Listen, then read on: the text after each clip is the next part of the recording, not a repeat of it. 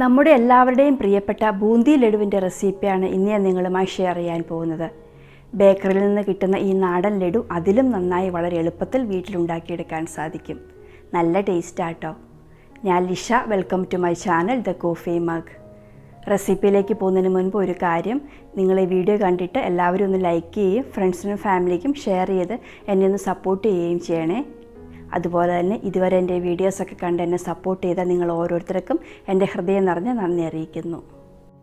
ലഡു ഉണ്ടാക്കുന്നതിന് ആദ്യം നമുക്ക് ബൂന്തി ഉണ്ടാക്കാനുള്ള മാവ് ഉണ്ടാക്കിയെടുക്കണം.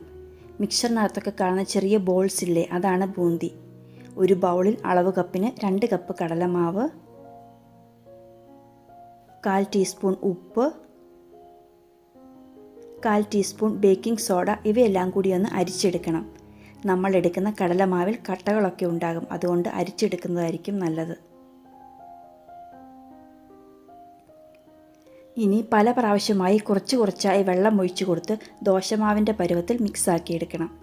മാവ് ഒത്തിരി തിക്കാകാനും പാടില്ല, അതുപോലെ തന്നെ ഒത്തിരി ലൂസാകാനും പാടില്ല. വെള്ളം എടുക്കുമ്പോൾ കടലമാവ് എടുത്ത അതേ കപ്പിൽ തന്നെ എടുക്കാൻ പ്രത്യേകം ശ്രദ്ധിക്കുക.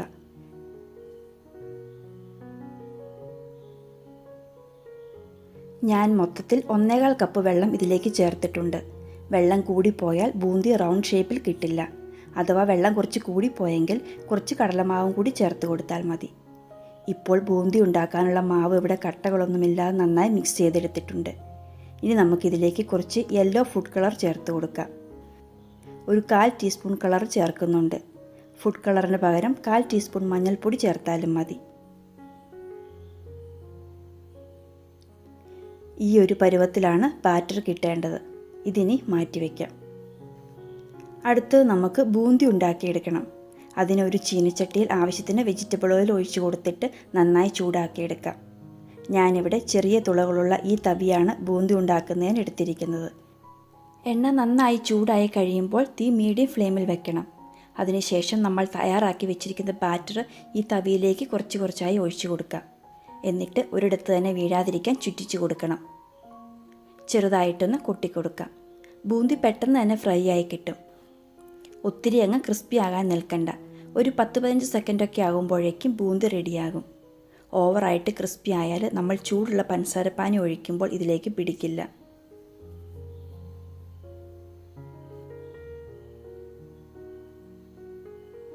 ഇപ്പോൾ ബൂന്തി ഫ്രൈ ആയിട്ടുണ്ട്. പെട്ടെന്ന് തന്നെ എണ്ണയിൽ നിന്ന് കോരിയെടുക്കാം.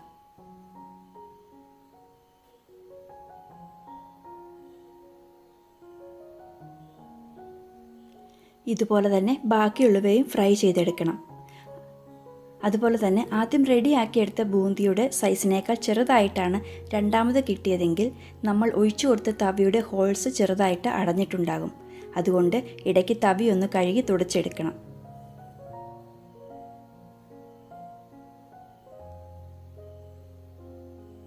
ഇപ്പോൾ ബൂന്തിയെല്ലാം റെഡിയാക്കി എടുത്തിട്ടുണ്ട്. ഇനി ഇവ നന്നായി ചൂടാറിയതിന് ശേഷം ഇതിൽ നിന്ന് പകുതി എടുത്ത് മിക്സിയുടെ ജാറിലിട്ടൊന്ന് ക്രഷ് ചെയ്തെടുക്കാം. 4-5 പ്രാവശ്യം പൾസ് ചെയ്തെടുത്താൽ മതി, ഓവറായിട്ട് പൊടിക്കണ്ട.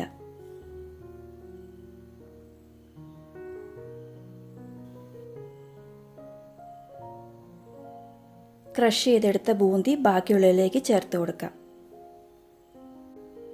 ഇനി നമുക്ക് ലഡു ഉണ്ടാക്കുമ്പോൾ ചേർക്കുന്നതിന് കുറച്ച് കാഷ്നട്ടും റേസിൻസും നെയ്യിൽ വറുത്തെടുക്കണം.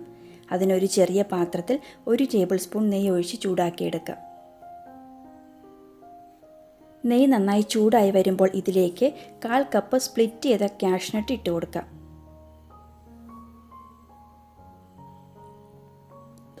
കാഷ്യൂസ് ചെറുതായിട്ട് കളർ മാറി തുടങ്ങുമ്പോൾ 1/4 കപ്പ് റേസിൻസ് ചേർത്ത് ഇവ രണ്ടും നന്നായി ഫ്രൈ ചെയ്തെടുക്കണം. ഇതിന് പ്രത്യേകിച്ച് അളവൊന്നുമില്ല കേട്ടോ. ഇത് ചേർത്തില്ലെങ്കിലും കുഴപ്പമില്ല.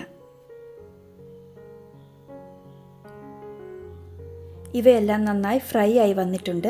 ഇനി തീയിൽ നിന്ന് മാറ്റാം. അടുത്തത് നമുക്ക് ഷുഗർ സിറപ്പ് ഉണ്ടാക്കിയെടുക്കണം. അതിന് ഒരു പാനിലേക്ക് അളവ് കപ്പിന് 1/2 കപ്പ് പഞ്ചസാര ഇട്ട് കൊടുക്കാം. ഇതിലേക്ക് 1 കപ്പ് വെള്ളം ഒഴിച്ചു കൊടുത്ത് ഇടയ്ക്കിളക്കി കൊടുത്തുകൊണ്ട് പഞ്ചസാര മെൽറ്റാക്കിയെടുക്കണം. ഇതിലേക്ക് ചേർത്തിരിക്കുന്ന പഞ്ചസാരയുടെ അളവിൽ ലഡുവിന് മീഡിയം മധുരമാണുള്ളത്. നമ്മൾ വീട്ടിൽ ലഡു ഉണ്ടാക്കുമ്പോൾ ഈ മധുരം മതി. ഇനി നിങ്ങൾക്ക് നല്ല മധുരം വേണമെന്നുണ്ടെങ്കിൽ 2 കപ്പ് പഞ്ചസാര ചേർക്കാം കേട്ടോ. ഇപ്പോൾ പഞ്ചസാര നന്നായിട്ട് മെൽറ്റ് ആയിട്ടുണ്ട്. ഇനി തീ മീഡിയം ഫ്ലെയിമിൽ വെച്ചിട്ട് പഞ്ചസാരപ്പാനി കുറച്ച് തിക്കാക്കിയെടുക്കണം. ഈ സമയത്ത് 1 ടീസ്പൂൺ ഏലക്കാപ്പൊടിയും 2 വലിയ നുള്ള് ഗ്രാമ്പൂ പൊടിച്ചതും ചേർത്ത് കൊടുക്കാം.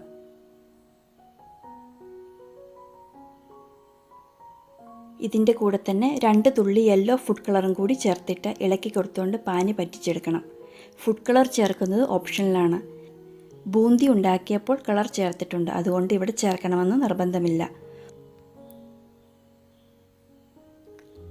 ഒറ്റനൂൽ പരുവം ആകണ്ട, അതിന് തൊട്ട് മുമ്പുള്ള സ്റ്റേജ്, അതായത് കയ്യിൽ കുറച്ച് പാനി എടുത്ത് ഇങ്ങനെ നോക്കുമ്പോൾ ഒട്ടുന്ന ഒരു പരുവമായിട്ടുണ്ടെങ്കിൽ പാനി റെഡിയായിട്ടുണ്ട്.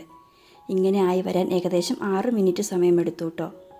ഇനി നമുക്ക് പെട്ടെന്ന് തന്നെ ഇതിലേക്ക് നേരത്തെ ഉണ്ടാക്കി വെച്ചിരിക്കുന്ന ബൂന്തി ചേർത്ത് കൊടുക്കാം.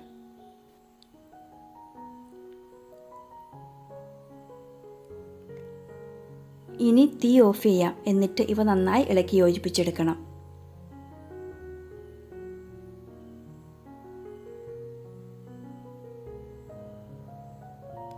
അടുത്തത് നമ്മൾ നേരത്തെ വറുത്ത് വെച്ചിരിക്കുന്ന അണ്ടിപ്പരിപ്പും ഉണക്കമുന്തിരിങ്ങയും ഇതിലേക്ക് ചേർത്ത് കൊടുക്കാം. ഇതിൻ്റെ കൂടെ തന്നെ 1.5 ടേബിൾ സ്പൂൺ നെയ്യും കൂടി ചേർക്കുകയാണ്. ഫ്രൈ ചെയ്യാനായിട്ട് ഉപയോഗിച്ച് നെയ്യ് എടുത്തിട്ടില്ല കേട്ടോ. ഇവ നന്നായി യോജിപ്പിച്ചെടുക്കണം.